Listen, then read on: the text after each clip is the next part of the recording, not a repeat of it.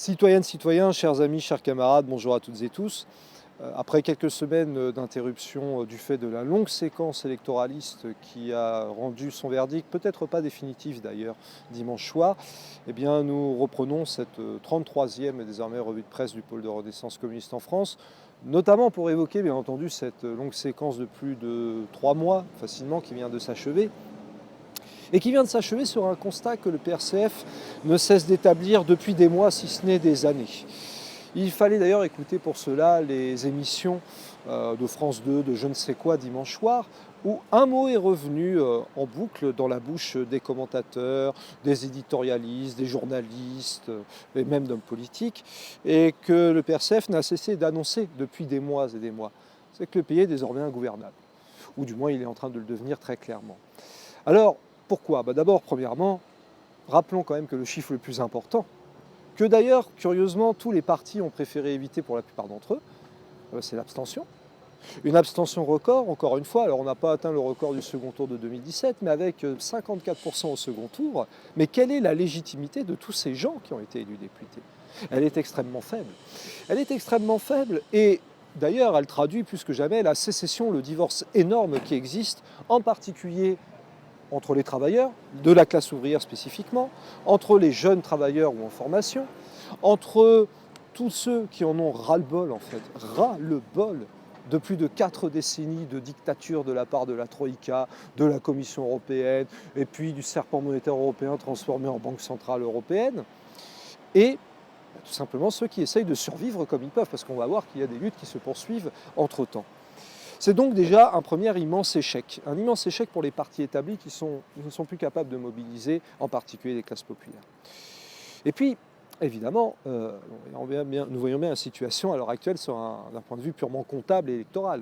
Pas un seul parti politique n'a la majorité absolue. Et pire que ça, Renaissance, nom déjà superbement galvaudé par Emmanuel Macron et ses sbires, n'a pas obtenu la majorité absolue. Il est très loin d'espérer l'avoir, même avec ses alliés Horizon, Modem ou que sait-on encore. Si bien qu'on se dirige vers une situation où potentiellement on ne sait pas qui va pouvoir diriger le pays et s'il va être dirigeable. Déjà hier, la Première ministre, Madame Borne, les borgneuses de service de la SNCF, d'EDF et de l'assurance chômage dans la mandature précédente, a remis sa démission. Mais Macron a refusé. Elle a refusé, donc débrouille-toi, on va pas jeter l'eau avec le bébé, on va pas jeter le bébé avec l'eau du bain. Et donc par conséquent, elle va devoir se débrouiller et essayer de trouver une solution. Laquelle? Alors peut-être des trucs par bloc, on verra. Un coup je vote avec la gauche, un coup je vote avec la droite, enfin ce qui s'appelle la gauche, soit dit en passant. Mais le plus intéressant, c'est de voir que dans l'esprit d'Emmanuel Macron, on pourrait envisager éventuellement un gouvernement d'union nationale. Alors c'est vrai que tous les partis, pour le moment, a priori, ont refusé ce gouvernement d'union nationale. Mais nous souhaitons attirer en particulier l'attention, parce que c'est là où on va arriver au fond du problème. Nous souhaitons attirer l'attention sur une petite phrase qui a été prononcée par Fabien Roussel. Il a été possible de voir d'ailleurs sur les réseaux sociaux que Fabien Roussel acceptait l'union nationale. Globalement, non. En revanche, il y a quelque chose qu'il n'accepte pas non plus. Et il fallait écouter son entretien avec notamment CNews ou LCI, enfin un de ces médias aux ordres, pour lui entendre dire que finalement, si jamais Emmanuel Macron ne prenait pas des mesures exceptionnelles, en tout cas des mesures notamment pour le pouvoir d'achat ou ce genre de choses, eh bien ça risque d'exploser. Et alors, camarades, où est le problème? Autrement dit, le Fabien Roussel, communiste, en tout cas c'est ce qui se dit, craint que ça explose. Mais le défaitisme révolutionnaire de Lénine pendant la Première Guerre mondiale, qu'est-ce que c'est si ce n'est une explosion? Et quand on est communiste, doit-on vraiment craindre une explosion? Ce que l'on peut craindre, c'est le chemin que cela peut prendre éventuellement. Et c'est là où nous, en tant qu'avant-garde, nous devons jouer un rôle pour l'orienter vers le bon chemin. Mais en quoi le fait qu'une situation explose serait forcément problématique? Mais pas forcément, au contraire. Ça peut être un détonateur d'autant plus puissant que l'ensemble du système de l'ordre euro-atlantique est complètement verrouillé. D'un point de vue médiatique, d'un point de vue électoraliste, d'un point de vue économique, d'un point de vue supranational, puisque de toute façon, les députés seront de simples pantins qui devront être là pour approuver à un moment ou un autre la feuille de route déjà dictée par Bruxelles, Berlin, Francfort et Washington. Il faut d'ailleurs rappeler à ce sujet quand même que l'Union européenne était très inquiète du résultat de ces élections législatives et avait déjà ordonné à Emmanuel Macron de trouver un moyen de faire 85 milliards d'euros d'économies. Eh oui, inévitablement, inutile de dire sur quoi on tapera, sur les retraites par répartition, sur les services publics, et bien entendu, sans jamais réindustrialiser le pays, puisque ce n'est pas possible. Eh bien, il n'empêche que c'est le pari qui a été tenté par la NUPS, la NUPES, la NUPES, appelez-la comme vous voulez. L'objectif de Jean-Luc Mélenchon d'être élu Premier ministre a échoué, sans grande surprise. Mais pire que ça, Jean-Luc Mélenchon a finalement réussi l'exploit de remettre en scène le Parti socialiste Europe Écologie Les Verts, en particulier le PS qui était pratiquement au 36e dessous à la suite du lamentable score d'Hidalgo et bien mérité, soit dit en passant, lors du premier tour d'élection présidentielle. Et voilà que le PS et EELV se retrouvent ressuscités, formant un groupe parlementaire et bien entendu refusant la proposition de Mélenchon d'avoir un groupe parlementaire unique à l'Assemblée nationale. Oh, quelle surprise! Et faudra-t-il être surpris si jamais le PS et EELV se préparent déjà à voter des textes avec la Macronie? Bien sûr que non. Si tant est que la France insoumise, enfin ce qu'il en reste, LFI, n'est même pas le principal groupe parlementaire d'opposition. Et c'est là l'autre incroyable exploit de Jean-Luc Mélenchon. Oh, bien sûr, il n'est pas le seul responsable de la situation, mais il y a contribué. Eh bien, c'est d'avoir permis au RN d'avoir près de 90 députés, ce qui d'ailleurs traduit par parenthèse le terrible degré de fascisation que ne cesse de dénoncer et de combattre le PRCF depuis des années. De ce point de vue, oui, Jean-Luc Mélenchon porte une responsabilité, il faut le dire clairement et gravement. Oh, il n'est pas le seul. Et d'abord, les principaux responsables, d'un point de vue purement électoral, ce sont bien sûr les macronistes, qui de toute façon, nous l'avons toujours dit au PRCF, c'est blanc bonnet et bonnet blanc, ce sont les deux faces d'une même pièce, européiste, atlantiste et capitaliste. Faut-il rappeler quand même que déjà lors des municipales de 2020, des candidats LREM n'hésitaient pas à appuyer au second tour des candidatures RN, soi-disant, alors que nous avons affaire soi-disant à des républicains. Et on nous présentait dès lors Emmanuel Macron comme un barrage antifasciste pour le second tour d'élection présidentielle. Mais c'est tout le contraire, c'est la passoire fascisante par excellence. C'est ce qui permet plus que jamais au RN de monter en puissance, et voilà le résultat. Quant à Jean-Luc Mélenchon, eh bien, on peut faire de l'anti-macronisme primaire, j'allais presque dire, mais si le fond politique derrière n'y est pas, et en particulier la ligne de 2017, on la change ou on la quitte, eh bien voilà le résultat. Ça profite fondamentalement à des forces qui vont pouvoir bénéficier de l'appui d'une partie des faux républicains, de l'appui d'une partie des macronistes, et puis d'une partie des gens qui croient que la NUPES serait l'extrême gauche, comme l'ont répété des tas d'abrutis d'éditocrates, de journaleux, ou que sait-on encore. Alors, absolument pas d'extrême gauche, d'autant que 2 de ces 4 partis sont déjà des partis de droite, le PS et Europe Écologie Les Verts. Eh bien, nous voici dans une situation assez inédite où, il faut bien le reconnaître, le pays va devenir ingouvernable. Et pourtant, il va bien falloir essayer de le gouverner et surtout d'appliquer la feuille de route déjà prévue depuis longtemps, qui consiste à ce que la France se retrouve à 3% de déficit budgétaire d'ici 2027. Et à l'heure actuelle, nous sommes à 8-9%. Alors où va-t-on faire les économies? Rappelez-vous les 85 milliards. Mais les ordres ont été donnés, nous le répétons, par le FMI, dont le siège est à Washington, par la Banque Centrale Européenne, dont le siège est à Francfort, par la Commission Européenne, dont le siège est à Bruxelles, et bien entendu par le pays qui a déjà les clés du camion, contrairement à ce que raconte Mélenchon, selon qui eh bien, l'Allemagne n'aurait déjà pas les clés du camion. Ben si, Berlin, bien entendu. Et bien voilà la situation dans laquelle nous nous retrouvons et qui démontre qu'il est fort probable que nous dirigeons de plus en plus vers une grande explication, que là aussi le PRCF annonce depuis un petit moment à présent. Parce que la grande explication, elle interviendra tôt ou tard. Et elle a déjà commencé à petite échelle. Des petites explications, mais qui sont les symboles de cette grande explication. Ce sont les luttes sociales qui ne cessent de se poursuivre. Nous pouvons penser par exemple à une grève dont personne ne parle pratiquement, à la Bibliothèque nationale de France depuis plus d'1 mois et demi. À vrai dire, ça fait des années que la BNF se fait sabrer. Mais sabrer de quel sens? Évidemment, destruction du service public, il n'y a pas d'argent, comme d'habitude, on sait, il n'y a pas d'argent. Et en réalité, la précarisation à outrance du personnel, ainsi que la disparition pure et simple du service public de la BNF. Nous le disons d'autant plus facilement que nous avons des camarades au PRCF qui sont dans la lutte, qui sont travailleurs chez la BNF, et nous leur apportons bien entendu tout notre soutien. De même, les grèves locales se poursuivent, comme par exemple à Brie-Comte-Robert, au niveau de la CGT, donc de la Poste, puisque là aussi le service postal de plus en plus défectueux et d'ailleurs de plus en plus intrusif sur les adresses des personnes qui envoient des courriers. Alors ce n'est pas le service postal en tant que tel, mais en tout cas un certain membre du service postal, eh bien ce service postal est complètement démantelé. Et bien entendu, vous avez une mobilisation de la part de la CGT, en l'occurrence ici, pour pouvoir mener le combat. Une petite explication qui peut déboucher parfois sur des petites victoires ou plutôt des grandes victoires. Et là, nous adressons en particulier, nous rendons hommage à notre camarade Jimmy Duclos, qui est cheminot de la CGT Montparnasse, après avoir été à la CGT Versailles.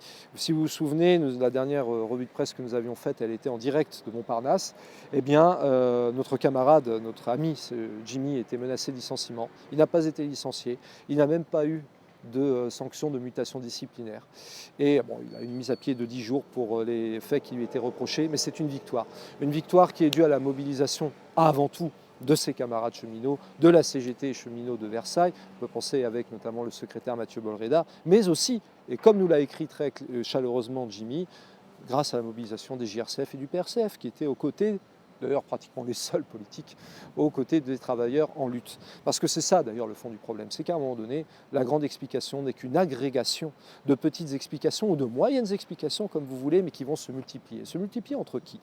Eh bien entre ceux qui soit sont des serviteurs de l'ordre euro-atlantique, soit quelque part des espèces de collaborateurs ou de béquilles qui garantissent, soit ça c'est d'un côté, et puis de l'autre côté, ceux qui veulent en finir avec cet ordre euro-atlantique, le détruire, et non pas craindre l'explosion, absolument pas, au contraire, au contraire. Et d'ailleurs à ce sujet, il faut quand même signaler que ce qui va se passer au sein de la CGT ou de FO risque d'être très intéressant. Pourquoi? Parce que Philippe Martinez, euro-collaborateur de choc, va partir, mais a déjà adoubé le futur successeur, la future en l'occurrence, puisqu'il s'agit de Marie Buisson de la CGT Éducation. Et voilà que la CGT, à la tête de laquelle on pourrait espérer retrouver pourquoi pas des cheminots, des métallurgistes, le secteur de la chimie, le secteur postal ou d'autres, eh bien pourrait avoir à sa tête une professeure. Une professeure comme si on n'avait déjà pas assez du SNES FSU, qui lui d'ailleurs a affirmé attendre voir ce que ferait le ministre Papendia de l'Éducation nationale avant de juger sur pièce. Attendre voir? Mais tout est en train d'être démantelé, il n'y a rien à attendre, il faut en finir avec toutes les contre-réformes. La contre-réforme Blanquer de Parcoursup, la contre-réforme Vallaud-Belkacem, toutes les contre-réformes qui depuis 25 ans ont mis en pièces l'éducation nationale et qui débouchent sur ce fait terriblement troublant, à savoir que pour une des épreuves, alors je ne sais plus si c'était de français ou de philosophie, au niveau du bac, était proposé un texte de Sylvie Germain. Eh bien figurez-vous que l'autrice, qui a rédigé ce livre il y a plus de 30 ans, a eu la désagréable surprise de voir une meute de candidats, probablement illettrés de fait, eh bien la menacer et la rendre responsable de leur probable échec à l'épreuve. Et voilà comment l'éducation nationale réussit, enfin c'est même pas l'éducation nationale, on ne sait même plus ce que c'est une bouillie immense, eh bien réussit à retourner le problème. Si en fait il y a des illettrés, c'est la faute de ceux qui écrivent les lettres, et ce n'est pas la faute de ceux qui ne les lisent pas. Voilà un petit peu la situation dans laquelle nous sommes et qui, au prime abord comme ça, n'est pas très réjouissante, mais qui en fait offre des potentialités énormes.